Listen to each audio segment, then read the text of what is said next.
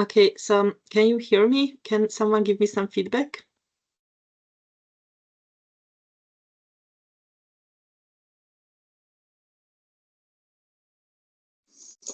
We can hear you. Okay, thank you very much. Okay, and please tell me if I am successful in sharing my screen. Yeah, everything is in order. Okay, thank you very much. So I think then we shall wait for a few more minutes and then start.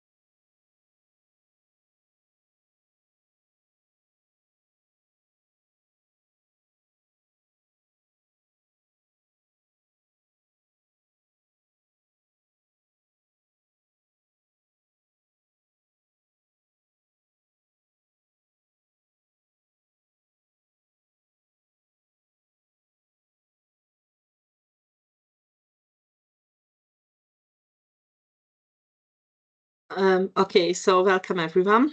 It is 3 o'clock, so I'm not sure if we shall wait a few more minutes or we can just start.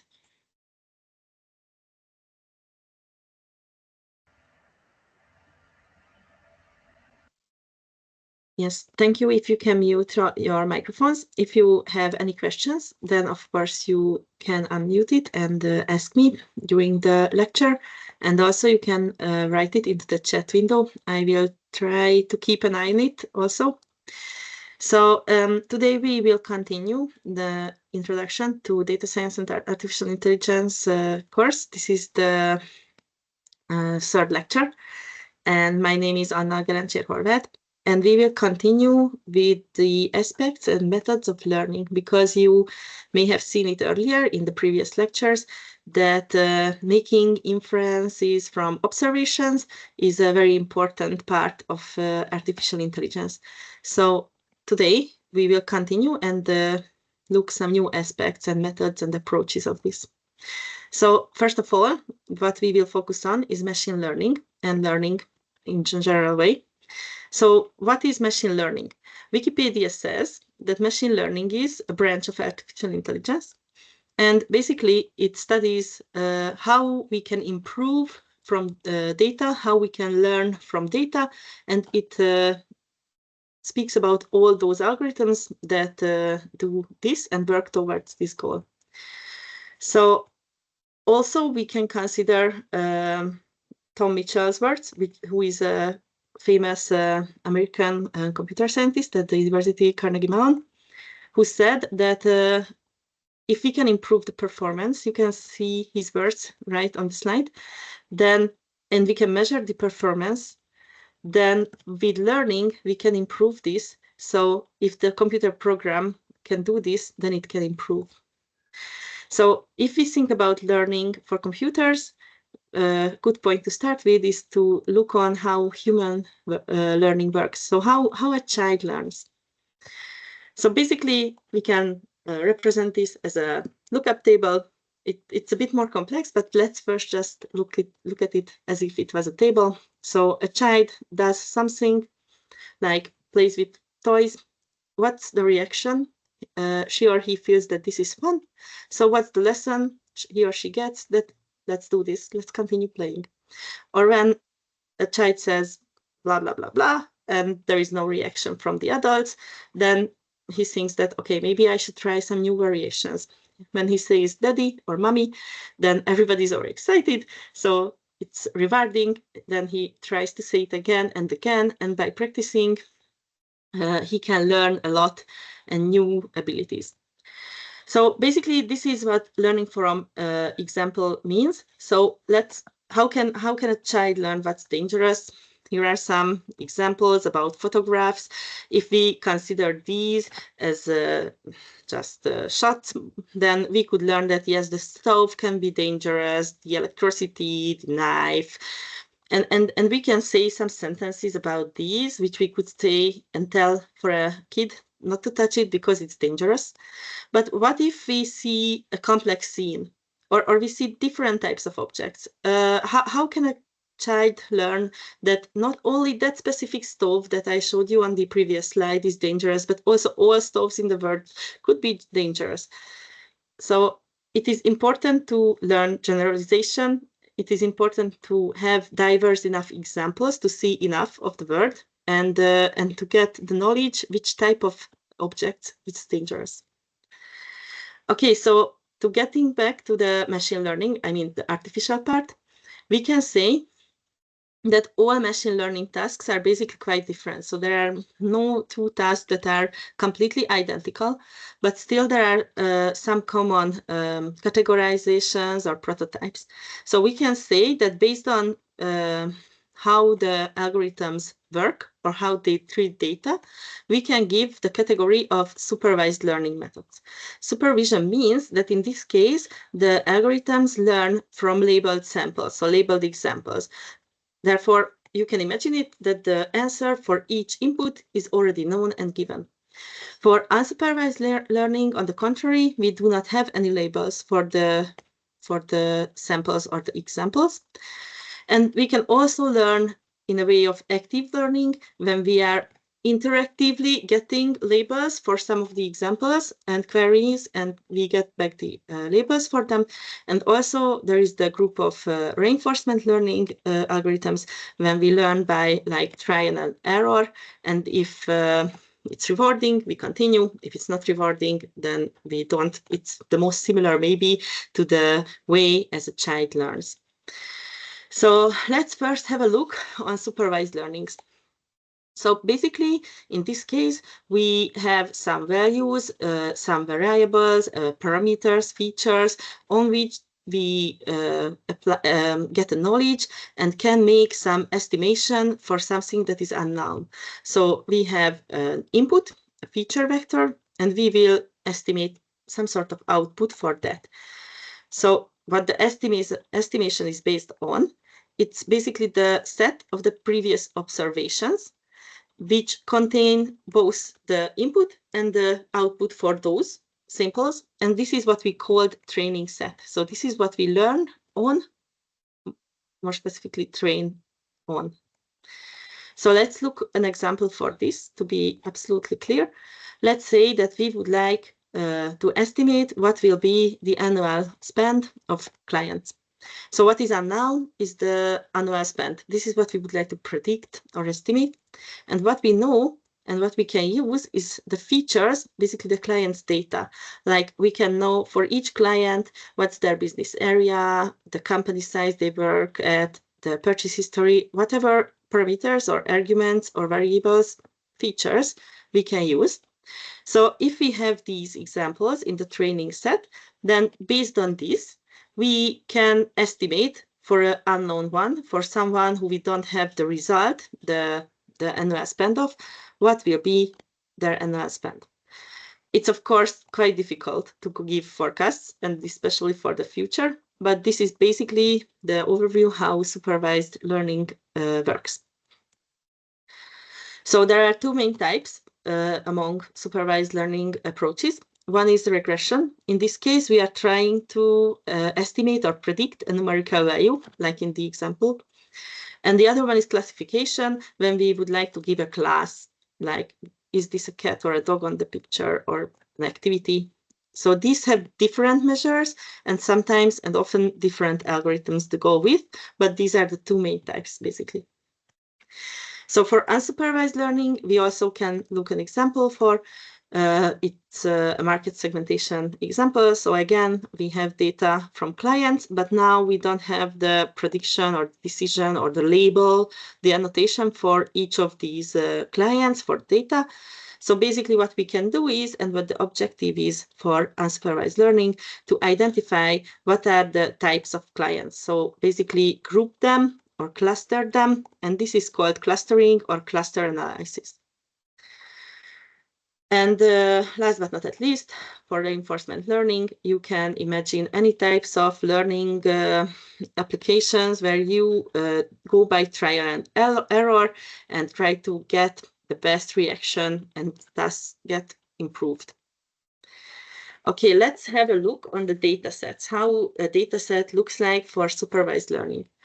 So in this case, we have a table. In the top, you see, maybe I can use my cursor, yes. So in this top, you can see the attributes. In this case, we have a mark for this as X. There are 1 to N, and these are basically the parameters. These are those that describe the client's parameters. So each row basically contains one client's data if we stick to the example before. So this is for one client, and the last value in the row is the label. It's typically a scalar value or it's a class. So in a same column, there should be the same types of parameters. So for example, if the first column is the, I don't know, income of last year, then for all the clients, the first column should contain that value. Okay, let's look at a simple example for decision-making by learning. So in this problem, we will try to decide whether an object is blue or green, and we would like to learn a model for this. We would like to learn something generalized for this. So we will use data-driven method, which is when an algorithm is based on the statistics of previous examples and not using predefined rules. So for colors, it would be quite difficult to use predefined rules.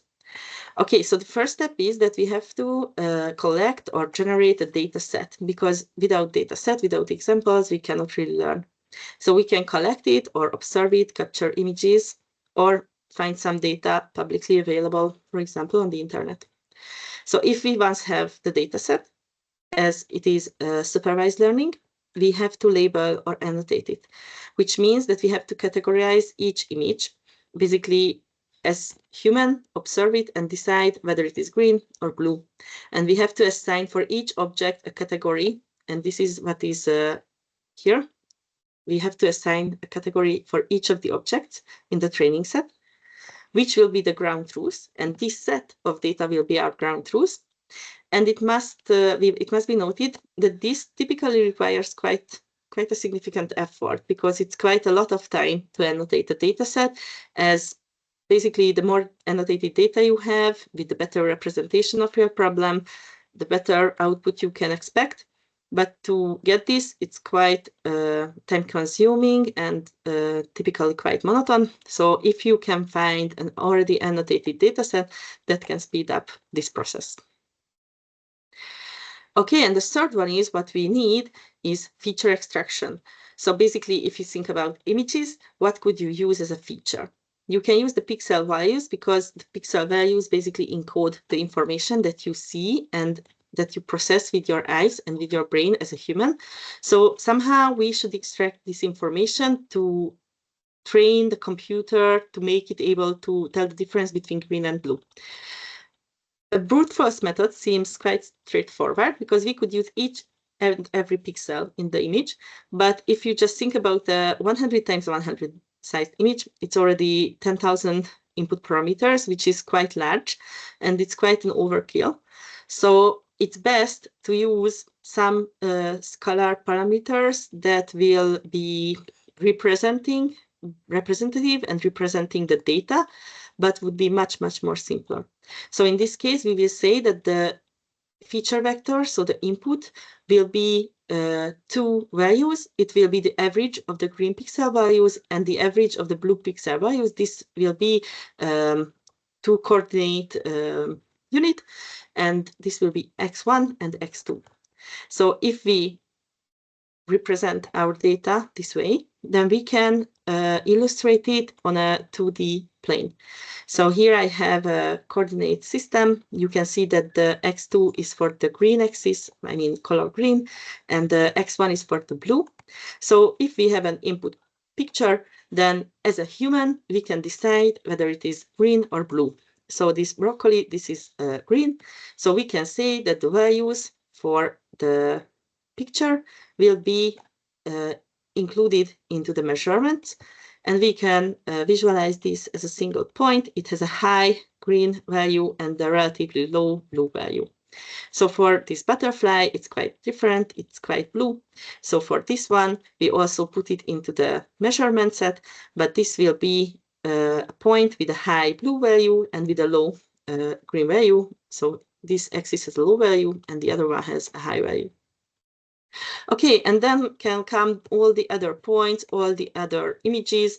We can just simply put them one after another. We have to classify them all. We have to give them a label, and we have to tell for each, even for the hard ones, whether they are blue or green. Okay? So when we are ready with this, now we can say that we have the measurement set. We extracted the features. So now we can start training. And how to train and what to train is the next question, because we have to choose the proper supervised training method for this task. So just a short recap, there will be basically three important data sets in terms of learning. First of all, the training set, which is the set for training. That is what we can use. I already mentioned that there will be some data that we will test on. That's what we will like to use to measure the performance or the quality. But it's quite important that no measurement or no insight from that data can be incorporated in fine-tuning or training in any ways. So typically there is a search set 2 validation, which is used as a test set, but basically not a test set, but to validate the training. And then fine-tune the parameters based on the performance on this set. So this is a third one. It's typically about the same size as the test set, and typically the training makes, I don't know, maybe 80% of the data, and 10% versus sparing for validation and testing. Okay, so let's now go for a concrete approach algorithm. We will check decision trees. So if you remember to the slide I just showed with these blue and green dots, we could split up the dots represented in a 2D plane based on the values of the coordinates and say that, okay, if the x value is smaller than 4, then it should be blue. But some of the red dots also would fall in this area. So now we have to say another decision. Let's say that, okay, it's blue, but also if the y coordinate is larger than, I don't know, 3, then the x coordinate has to be smaller than 3, otherwise it's red. Okay, so we can give a lot of decision rules, decision points, and this can be interpreted as being a tree. And the challenge is what to choose first. What should be in the root node, and then what decisions should be in the intermediate nodes before we reach to the leaves, which represent the decision for each data point. So this is a supervised learning example because it's using measurements with labels. It will construct a tree with nodes, and the nodes are connected by the edges. And the node selection we will check is the so-called ID3 algorithm, which is maximizing for the information gain. And this means that it tries to measure how much an attribute helps to get closer to the decision. Some pruning may be necessary if the tree comes too specified, too noisy, or the data is too noisy, or maybe we could overfit the data, so too much focus or too small set, then some branches maybe should be cut off. But let's talk about that later and first focus on the construction of the tree. So here you can see an example data. Let's say that I would like to learn whether I should play tennis or not. So the last column will be the label. This is what I would like to tell for an unseen data. So if the question was that the weather is a sunny outlooking day, it's cool outside, the humidity is high, and the wind is weak, then should I play tennis or not? This is what I want the model to tell me. Maybe I just happen to say an example that is already in the table, so you could just look it up. But what we would like to is that whatever example comes, we just should go through the decision tree, and the decision tree, the model should tell us what would be the label for it based on these examples that are considered as good examples, as those to be trained on. So in this case, like you can see the outlook, so the first parameter or argument is in the root node, and then the decisions, I mean the choices that this can take, the values, are on the branches that take us to the other levels node, where we can again decide. So if the outlook is sunny and the humidity is normal, then the answer would be yes from the model, we should go and play tennis. You may notice that not all parameters, not all attributes are used in a route from the root node to the leaf node, because maybe it's not necessary, and then it shouldn't be there. Okay, so from the aspect of information theory, we can say that we have a set of measurements like this table here. We have attributes. These are outlook, temperature, humidity, and wind, and they can take values V1 to N, like outlook can be sunny, overcast, or rain. And we will look all these measurements and check the entropy of these measurements. So what is entropy? Entropy is basically how much our data set is not organized. So if our data set is quite organized and it's always like the same, so if you look on the table, like all decision would be yes, then we would say that it's very much arranged, it's aligned, whatever the input is, we should say yes. There is no really a choice. But if there are a lot of variations in it, or it can be even uniform, then it means that it's very random. You cannot just say for the whole data set what would be a good answer overall. I mean, without considering these separately, you cannot just tell if playing tennis is a good idea generally or not. So you have to take into account how much the attributes contribute to this. So the entropy is defined as the probability of the value times the logarithm of this probability, and all is taken with a minus sign and summed up. We will see this in practice, how we'll emphasize the orderedness or arrangedness of a value. And if entropy is decreasing, so the unarranged or unorganized likeliness of the data is decreasing, we gain some information about what can take us towards the correct label. And this is what is called information gain or gain. So as for each attribute, the entropy is decreased, the gain will increase, and that is a good choice for a decision node. Tell me if you have any questions up to this point, but I would just show you this for a very small data set with the calculations, so probably then you will completely see it through. Okay, so let's look on this very small data set. In this case, we have 4 measurements, we have 3 input attributes, and we have the label. This is for excursion, so we will check how much the information gain is for the weather attribute. So if I would like to decide on going on an excursion based on the weather, and at this point only the weather, then how much information would it give for me? So weather can take up 3 types of values. So we will have to use the entropy, but first let's check how much this label set is arranged, or how much it is random. So just remember, this was the form for the entropy.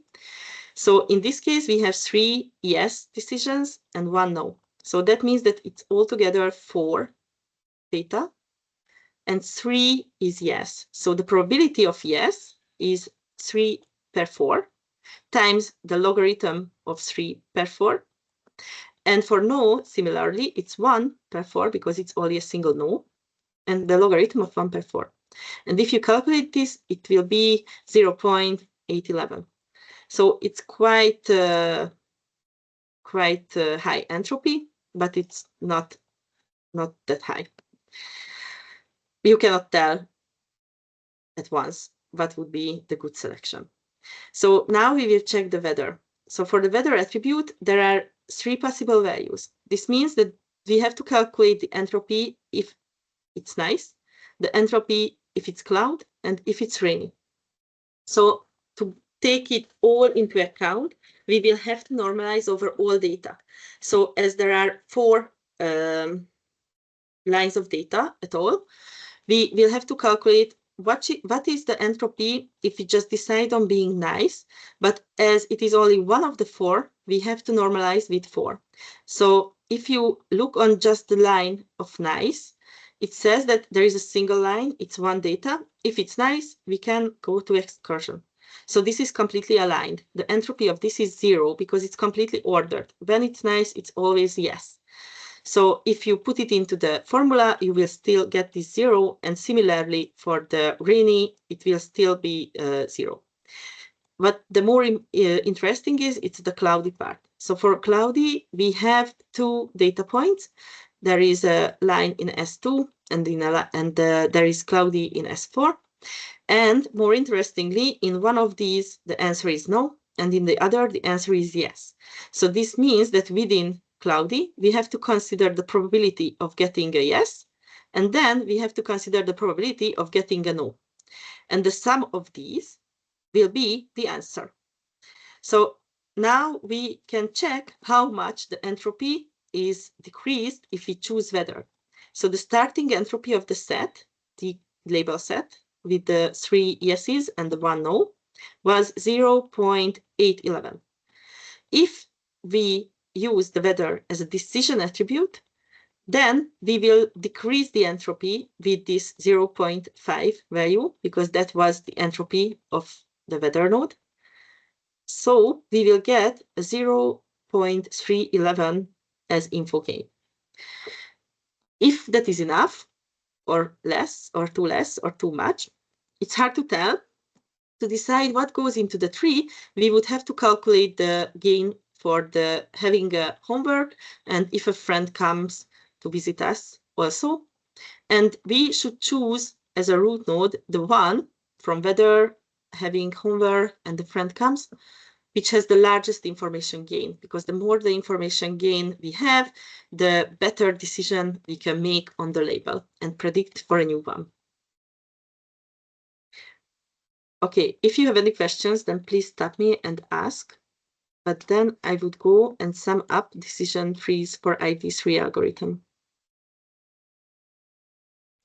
Can you tell us about the pruning in this example? Yes. So in this example, we don't reach at this example to the pruning part. Pruning would occur if you would like have a lot of data, but the data is like very noisy, and you would build a very, very large tree. Then it may happen that you would have so many leaves that almost all leaves could correspond to a line in your table. And that could be a problem, for example, because in that case, your model is so very much specified and so specific that it wouldn't be really able to generalize. So in that case, you should prune some of these, but that's like quite a large topic, how it works pruning. So I wouldn't go into details now. But when you use trees in real applications with large data set, you should consider if your data is clean enough, if it is noisy, if you have any missing values or anything that could mislead your tree when you are trying to calculate what is the best choice at a node. And pruning can be an option in that case, because if you get back to a node and decide that, no, that's not the best thing to do there, because maybe it takes you to a leaf where still the entropy is like 50% and you still cannot decide, maybe it's just better to prune that and go another way. So there should be some options where pruning should be considered. In this example, sorry again, it doesn't really come out. Okay, thank you. Okay, so let's now check all together the algorithm. So basically we have a set of examples. This is called S, and basically each is described by a set of attributes and is categorized into categories.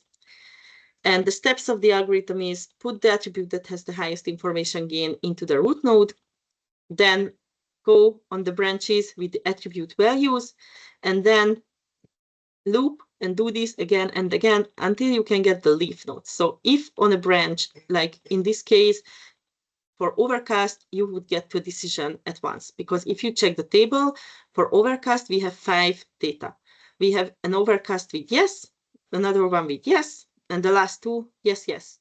So this means that the entropy for this attribute value is 0, because it's completely aligned, completely ordered. So in this case, we get a, get a leaf at once. We don't have to put another node in it. In case of Sunny, we have 2 nodes here with no, rows with no, 2 here with 1 with no, 1 with yes, and 1 again with yes. So we have 5, and 3 of them is no, and 2 of them is yes. So here we cannot make a decision at once, a prediction at once. We need to check the other 3 and find which one decreases the entropy the most. And in this case, for this table, you can try to calculate it by yourself as a practice. Humidity will be the best choice. And if you choose humidity, then based on the value of humidity, you can again make a prediction on no and yes. Okay, let's now go to unsupervised learning, because this was a supervised learning strategy. And unsupervised learning is most typically, I think, first that comes into mind is clustering. So in unsupervised learning, there is no labeled data. We don't have any labels, like in case of this other example as yes and no were for going to tennis. It's used for reducing dimensionality or anomaly detection, basically to form groups of the data points, form clusters. These groups are called clusters. And the main concept of this is that the distance of the point between a cluster is small, but the distance between the clusters is higher. And typical examples are k-means clustering and hierarchical clustering. We will look at an example for k-means on the next slide. So for clustering, you can imagine that somehow you made a feature selection. You represented your data as 2-dimensional coordinates on this plane. But of course, this could all work in higher dimensions as well. It's just more easy to make some visualization in 2 dimensions. So first, when you have your point, then we can randomly select 2 centroids. These can be from the points, so you can just randomly select 2 points, or you just can select 2 points somewhere on the plane. It makes a little difference, maybe because if you select very bad initialized points, then maybe it will take a little bit longer, but otherwise it has not that much of an impact on the outcome of the learning. So first you take 2 points. We will say that these are the centroids of the clusters. These are the centroids for the groups. So these points represent our groups. Of course, at the beginning, this is not true yet, but this is how the algorithm thinks. So then the next step is to check each data point, whether it is closer to the blue or whether it is closer to the orange colored center. So you can tell for each of them which one is closer. And now I mark it with full coloring. which is assigned to which. So this is now a clustering, but we shall not stop because it may not be the best one. So now we will calculate for each cluster, where is the cluster center in 2 dimensions. And in my example, I use Euclidean distance, for example, and say that, okay, then the average distance will be the new cluster center, and I will choose it to be there. And then just reiterate these points and always again and again choose the new cluster center, assign each data point to the current cluster centers, calculate the differences, get the average point as a new center, and reassign and do again and again. And this should go until the groups are not changing anymore. So when it's not, the points are not moving anymore, being in one group or the other, then you can stop. So basically from the point, you get the 2 groups, and you can tell that these types of customers, for example, are similar, and these are similar again, but the 2 are quite different groups. Or these are one color, like blue, and these points are representing images with other colors, maybe green, but you don't know what is the label, only that they are similar ones. Okay. Do you have any questions for this?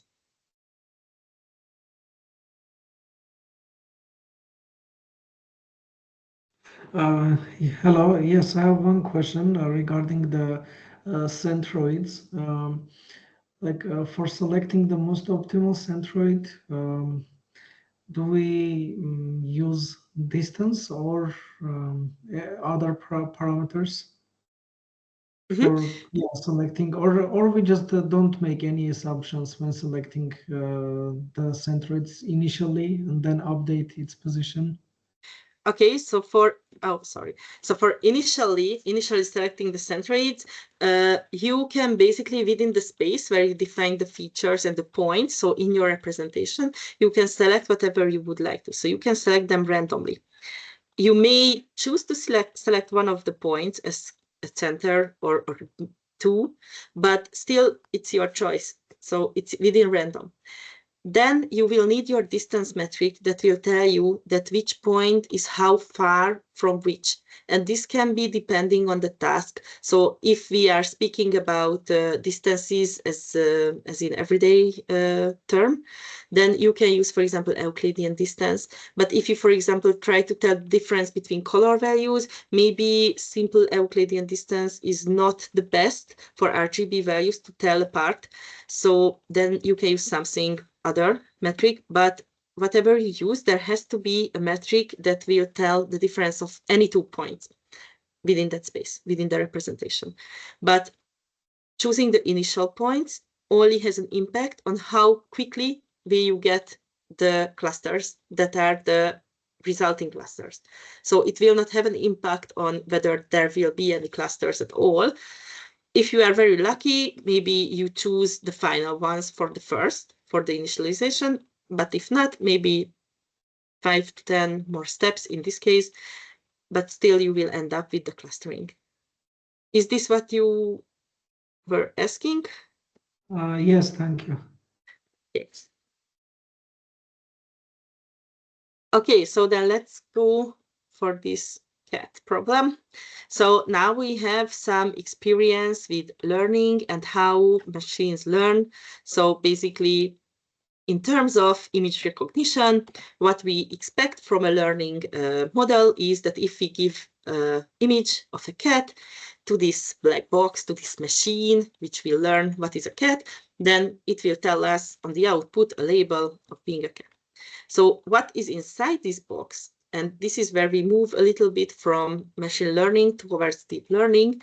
So we will just check what the inspiration here is. So if you see this picture, you as a human can obviously tell that this is a cat. What do you see? You see that it has a head. On the top, it has ears shaped like small triangles or so. It has a body below the face part. It has a tail that is positioned here. So you can describe it and say that if you see this, then this is a cat. Okay, so what's the case then with this one? Is this a cat or not? Because you see, it's not really the same shape. The head is not on top of the body, the tail is not on the left side and at the bottom. It's completely different. And of course, we just could look on another bunch of examples where the cat is not really looking like as the first cat we saw. And still, we can learn and we can identify these pictures as cats. So how is this going in humans? So in humans, our brain and our neurons get these inputs and make the information processing and tell us that this is a cat. So the artificial neural model tries to make the same in machines and basically will represent the basic information processing unit as an artificial neuron. And from these, we will build the artificial neural network. So in the real biological systems, the neurons can be represented as this small drawing on the left with their dendrites and axon and the synapses on the right side. And there is this McLeod-Pitts model that was defined quite a time ago for the artificial neuron. You can see that it's similar because on the left side we have the input signals from 1 to m. This is marked with X. We will use weights for each input, sum up these weights, then use an activation function, basically to tell if this neuron should give an answer, it's excitatory or inhibitory, like in the real systems, and get the output. So this is how biology and machine learning meet in the representation. So let's check it one by one. So as I said, for the axis, we receive the input. Basically, we can say that through a synapses, but in machines, you just pass the input to the leftmost part. These are weighted, and this is what tells how much it should be amplified. For this given one, like for X1, V1 will be the amplifying or the attenuating weight. And this weighted sum is also biased with some bias value, which can be considered also as noise or something to help to model the asymmetric behavior, just like as in real systems. And then the activation function will shape the output, will tell if it's a 0 or it's a 1 or whatever the output is for this neuron. So what you can see is that this equation can be formalized as this one here. So you have this weighted sum plus the bias, then apply this activation function on it, and that will give the output for the input. Okay, so I'm not sure if we should go more deep in this part of the maths, but the most important message here is probably that the important capability of a neuron is to give separation, set separation. So we will check this on an example, and let's use the activation function as for the nonlinear functionality as the step function. So in this case, we will say that for a given input, the step function will give 1 if the weighted sum is over 0, and it will 0 otherwise. So this is how it will separate. So basically, we have a 2D input space for the illustration, and for all points, it will give a answer. I mean, the neuron will give an answer, whether it is in class 1, that's with green, or class 2, that's with blue. So we can say that there is a decision boundary that can be represented with this sum that is based on the weights of the inputs. Now, of course, if you do not represent this in 2 dimensions, but you say that you have higher number of features and not just 2-dimensional coordinate, then you can do this in m dimension, and then you will have plane in 3 dimension, for example, or hyperplanes in higher dimensions. So this way you can do this elementary step and do this separation with a single neuron. Okay, so why is this important? This is important because most of the logical functions have this complexity. So if you think about logical OR or logical and you think about yesterday's lecture about logic, it's quite important to have this capability in a neuron to do. And there are lots of mathematical and computational tasks that build upon this. And if you combine these, then you can give quite complex hyperplanes with multiple neurons. So you can then tell not only by a line 2 groups apart, but maybe if you combine them, you can do more complex decision boundaries. What is a key question here is the activation function, because the activation function will decide for the neuron if it should be activated or not. So basically, it will have a direct influence on the output of a neuron. And overall, if you combine multiple neurons, it will have a direct influence on the output of the network. So while it introduces nonlinearity to the model, which helps to learn complex patterns and solve complex tasks, it is crucial to choose it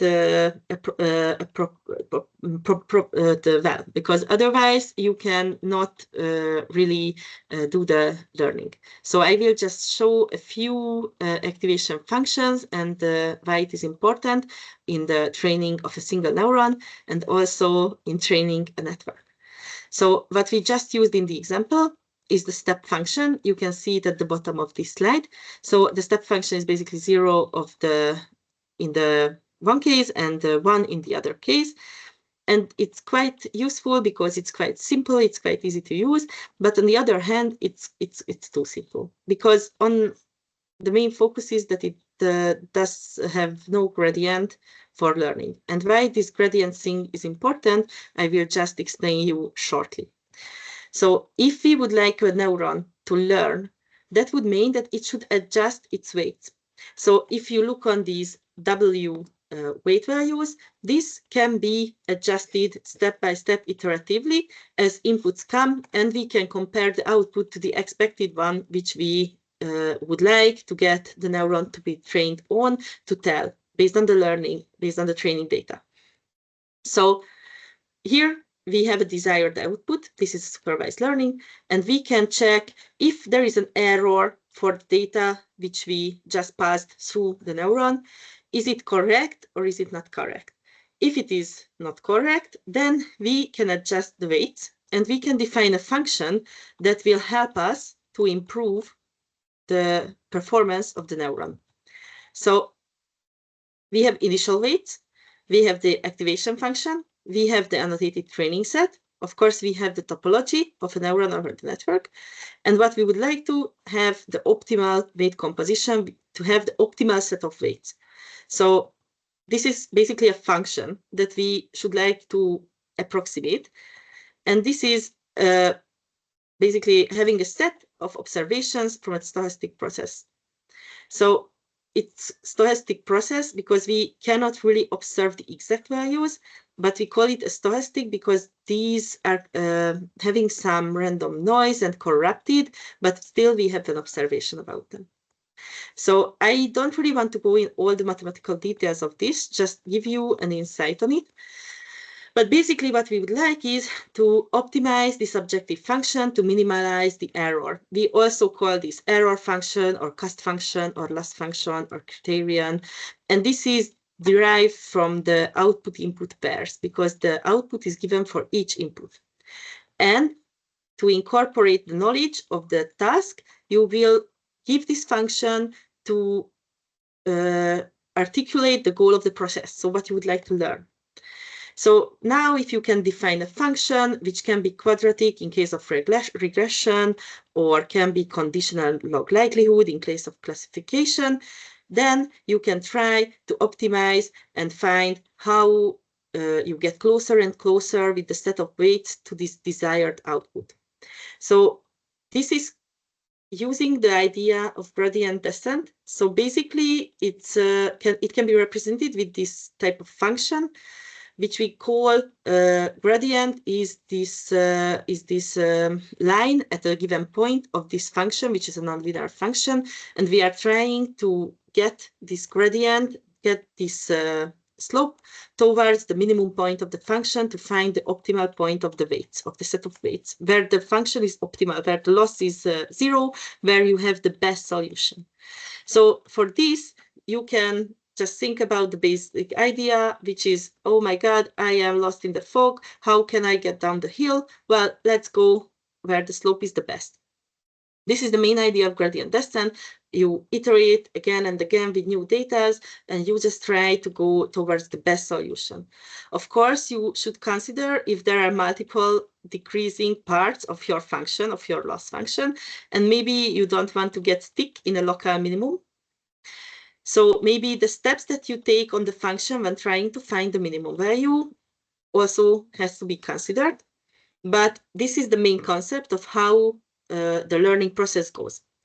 So what we can see from this, and why I showed you these slides, even with the quite complex math part of it, that it's quite important to get this gradient type of thing, which you can achieve if you can if you can do the derivation. So it needs to be differentiable, the functions, and that's why it is important that the activation function of a neuron is better to be one that is differentiable. Okay, so here are some other functions type, just to give you a short insight. You can, instead of step function, use the sigmoid function, which you can see in the upper right corner, or even the hyperbolic tangent function. These all have their advantage of being continuous and differentiable. But basically, the most common nowadays, I think, is the rectified linear unit, which is quite an intermediate step between these smooth functions and the step function. But most commonly, this is what they use in deep networks, in the hidden layers, to have the nonlinearity of it. So before I let you for a short break, I just would like to show you once again that now what we did was that we checked one single neuron, how it can work as a classifier, how it can separate. And the main point of this is that we can combine these. And if we combine these into multi-layer neural networks, then we can have multiple of them in the input layer, which can process multiple inputs. Then all connected to a second layer, which is the hidden layer. It is not directly in connection with the input. This is how more features can be extracted and represented.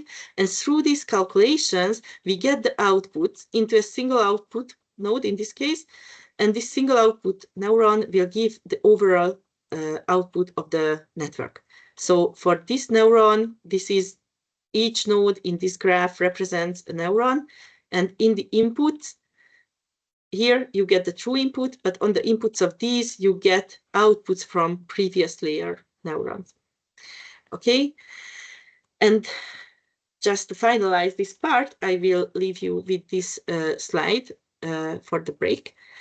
So we will just go through again how the learning goes on an abstract level of artificial neural net. But now I would give you and give us 10 minutes break. So let's continue at 4 o'clock.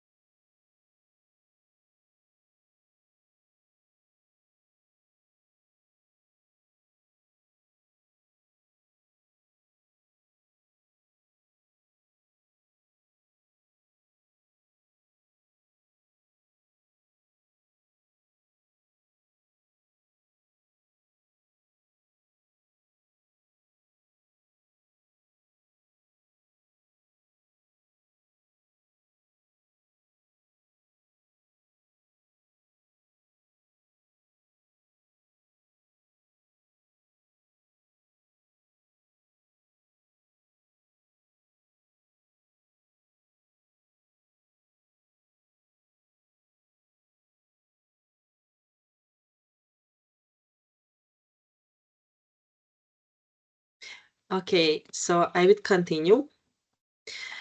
So the overall learning process of artificial neural network can be seen in this slide.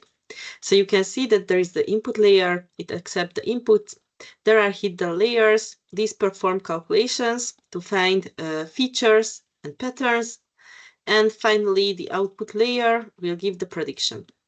So this prediction is compared to the true value. These are basically the inputs of the loss function. You calculate the loss, how good the prediction is. This will give you a loss score, and this is used to update the weights and then improve the learning overall. So this is iteratively done again and again until the loss function is minimized. So this part where the input goes towards the output is called forward propagation. And when you update the weights and use the loss function to update them is called the backward propagation. So if we speak about neural networks, I would like to mention deep neural networks too. So starting from a single neuron and now having a look on artificial neural networks that are composed of neurons, we can go to deep neural networks. So we can say that we have an input layer of multiple neurons, we have a hidden layer one with several neurons, all connected, second and the third layer, again, all connected, fully connected, and an output layer, which can tell you the output. In this case, it will output 4 values. So for example, for an image, we can give a raw input vector representation based on like the pixel values or whatever you encode from the image into this numeric vector. Then you can go to a slightly higher level representation as you go deeper and deeper in the network. And at the very end, you can get that the man is sitting.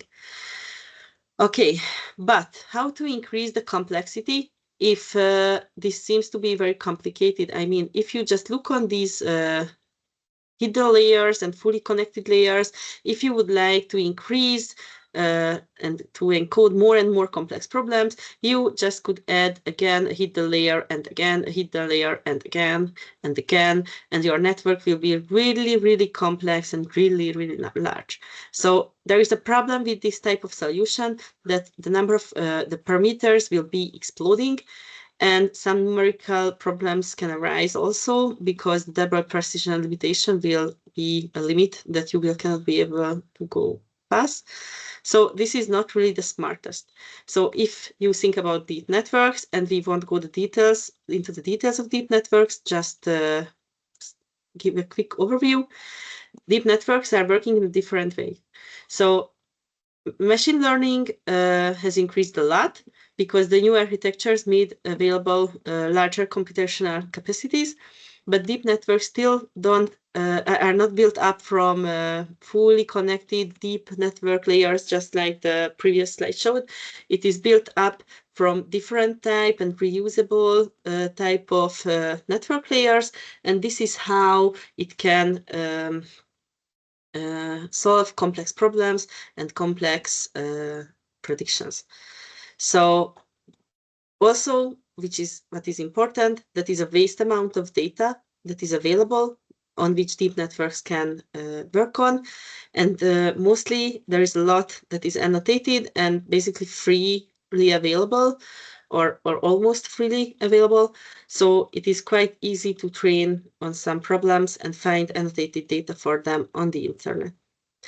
An important message that although the increasing of computational capability and the approaches that can be used and deep learning and all these complexities, if you have a problem with a relatively simple mathematical solution, then you better use conventional approaches and not try to use learning for every types of problem, for every small part of the problem. So maybe it's worth considering when to use a conventional approach and when to use a machine learning approach. And if the task is complex and it's needed to do some learning, then of course machine learning approaches are a solution or there to go. So if we speak about networks, I would like to mention one more kind of network, and this is the belief networks, which treat uncertainty. So there are sometimes lack of exact knowledge or concept definitions, but we have to deal with, because sometimes something is not observable, or the measurements are noisy, or there are some uncertainties in the categories. So what is to capture this, and what is to help on this is some learning and some inferencing that takes probability into consideration. So these can be based on frequency, so the frequency of the positive cases, and also we can assume infinite sampling to get these frequencies and the probabilities. And Bayesian networks are typically a solution that can help these sort of problems. So these are based on probabilities, which are based on experiences or beliefs, and they are assuming prior distribution. And you can see here the conditional probability, the Bayes rule with the conditional probabilities. So if we say that we have some A which can happen or not, we can check whether B, depending on this A, has a probability, and what's the probability. And we can calculate the probability of B happening using the probability of A happening.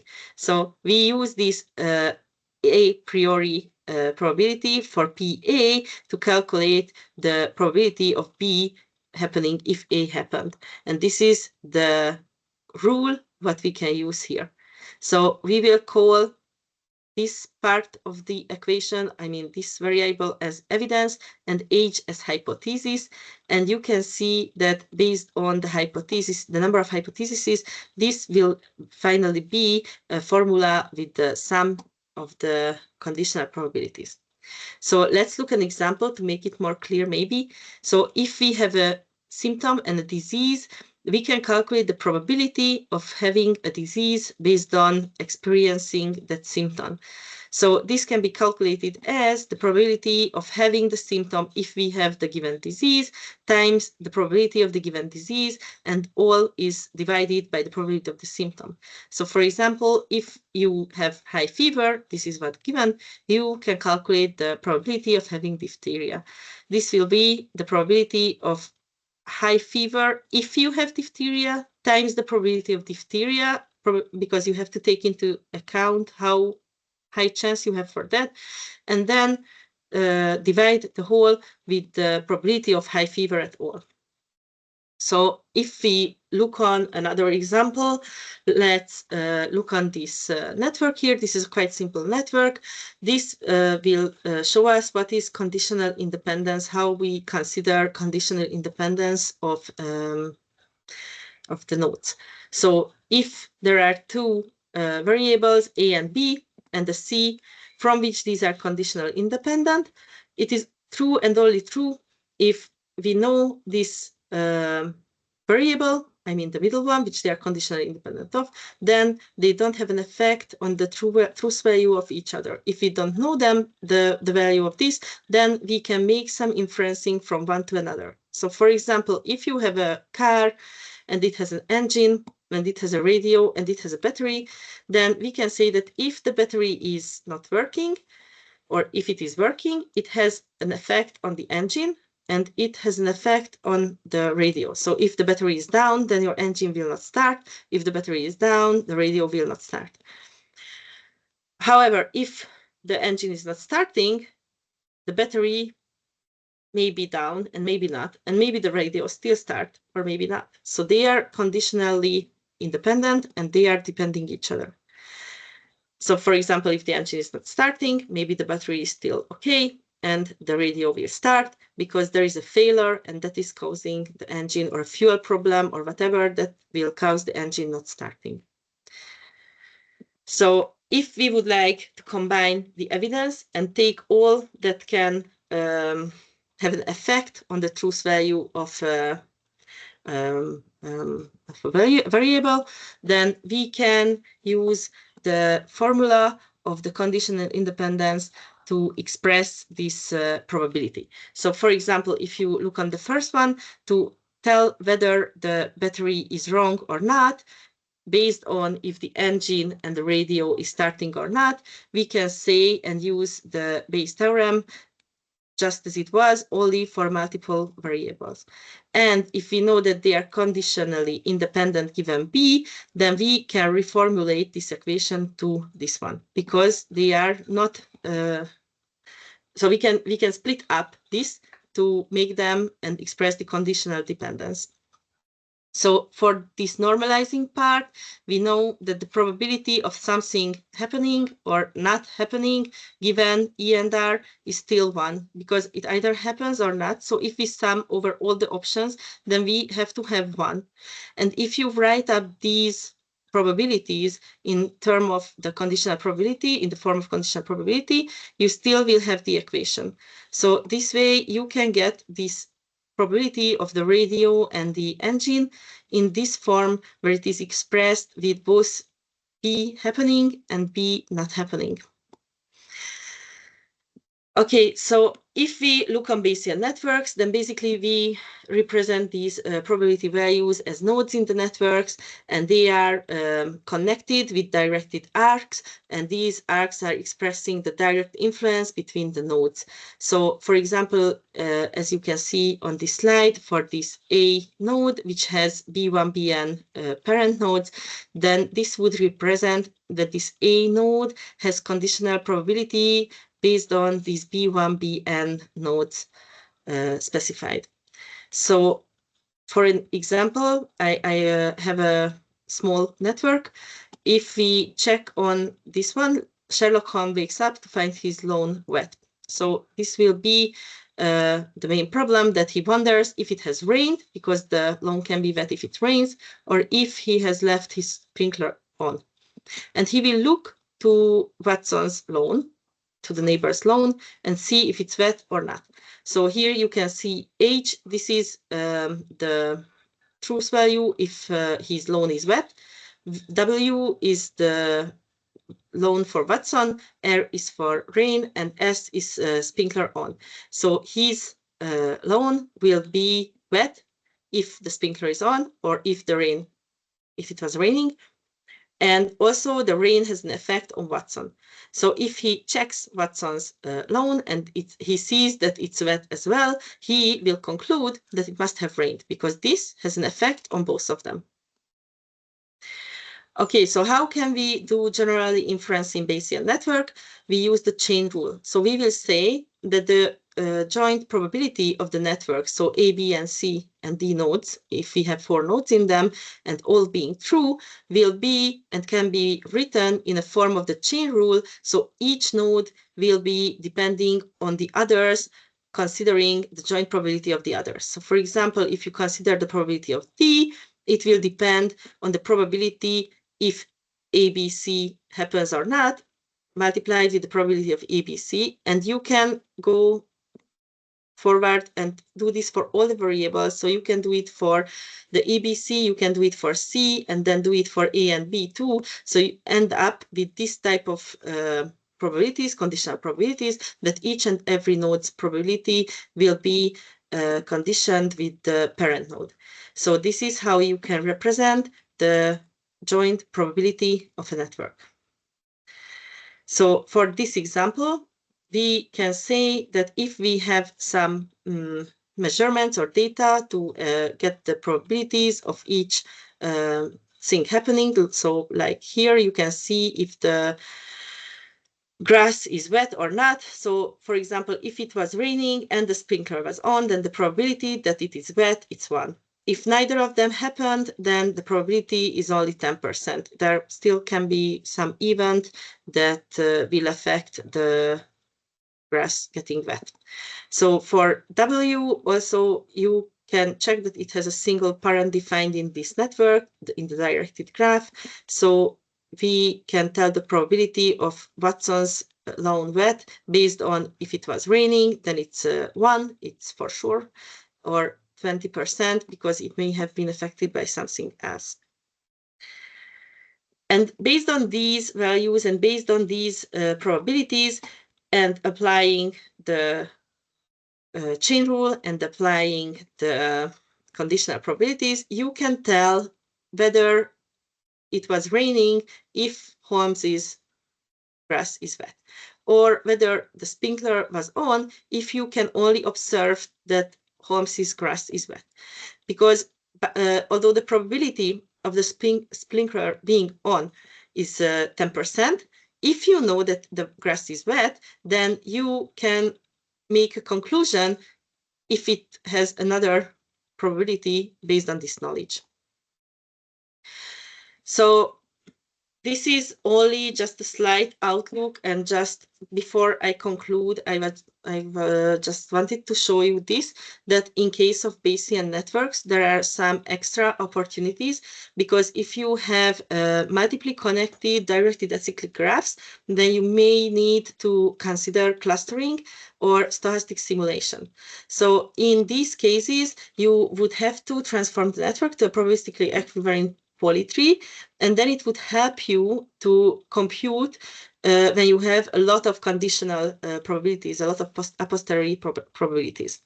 The other solution in case of multiply connected graphs is to use a stochastic simulation, which would estimate the probabilities by generating samples. We will look at a small example for both of these just to get a small insight. So, for example, if you have this graph, you could represent these middle nodes, which are, so you can see that there is no cycle in it. You can represent them with this joint or clustered or grouped probability. And also for Monte Carlo, you could do some sampling, and then from these samples, based on the frequencies, you can calculate the relative values. So for example, I don't really want to go in the calculations. I just put here some numbers, here the numbers of the values of P. So if this would be the numbers I would draw randomly, then we could get the variable values by iterative sampling, which times it's true and which times it's not. So this would help on reducing the calculations. Okay, so the problem would be here that if you draw random, then the rare events wouldn't be all the time well represented. So there is a solution for this, which you can come across if you work with this method in terms of Bayesian inference. And this is the importance sampling, which helps because this can consider the biased distributions and give some weights and help to the convergence to get faster and also handle large networks. So basically, that's what I wanted to tell you today. And I'm very grateful for your attention.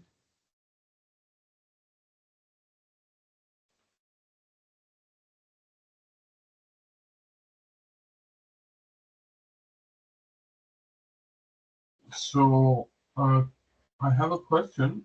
Okay. You were a little bit fast that I couldn't really catch up with everything. So we start from supervised unsupervised learning, and we just jump to neural networks and then some Bayesian network, and I couldn't really catch which one is what. Like, so we said for supervised learning we have this, was it the clustering? Yeah. No. Let me go back there. Just let me check how I can back the most efficiently.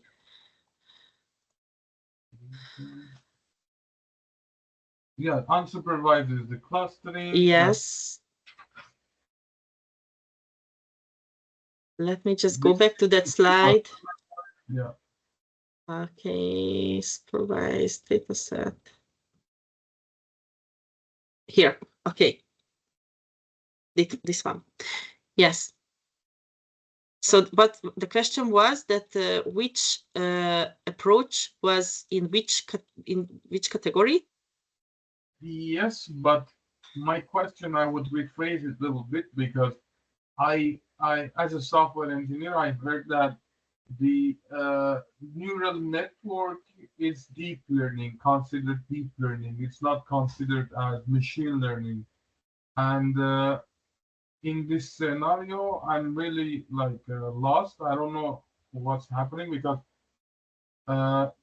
I also heard that this machine learning works sequentially, and neural network is more like approximation.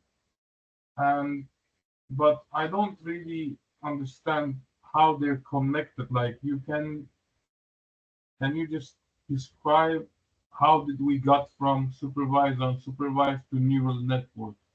Yes. Okay. So if we think about supervised learning as a category, then there are a lot of approaches that can be said to belong here. So into this group of algorithms.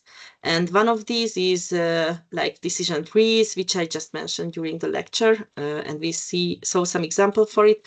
But also when you think about what is a supervised learning, then you should focus on basically the definition of it, because it approaches this topic from the viewpoint of the data. So if you have a data set that you would like to train on with some sort of method, be it decision trees or whatever, and the data is labeled, so you have the ground truth values assigned to each data in the data set, then you can call it a supervised learning.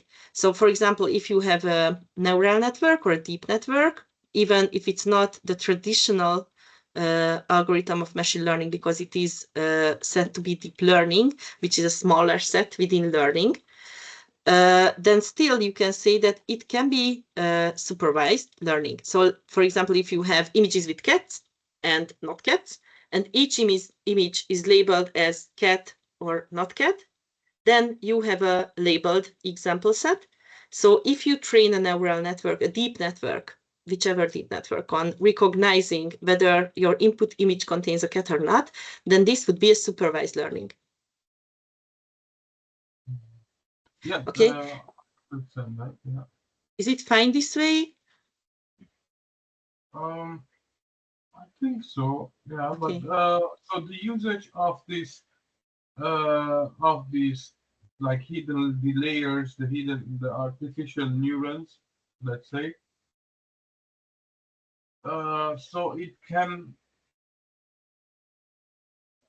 So it's not in the traditional machine learning, but it's part of it. Yeah. Yes, I mean, if you think about artificial intelligence is quite a large set of approaches. Machine learning is basically within, because it's a set of approaches within artificial intelligence. And if you go one step smaller, then you could say that, okay, within machine learning, you can define deep learning, which is specifically about deep networks and not about decision trees and clustering and whatever. Okay, I see. And you can go one more step down and you can get to LLMs? Of course, you can go, and I think you will have some lectures about this topic. So basically, the aim of today's lecture was to give you like an overview about the scope and some examples, which you can, if you meet later, you can remember that, yes, this is within this topic, but you will hear more, I think, in a later lecture about deep learning and maybe about LLMs too. Okay, thank you. I appreciate it. Thank you.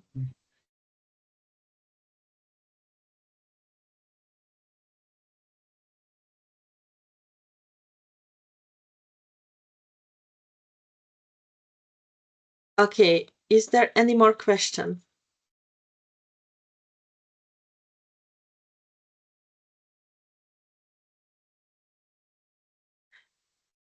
Okay, I will write my email address into the chat. So if you should go through again the slides and feel like that something is not really clear or would like to ask questions, then please write me and I will try to reply to you as fast as I can. Okay, so I just inserted it into the chat. So if you feel like, then just ask. And then have a nice afternoon. Bye. Bye-bye. Bye bye. Goodbye. Bye.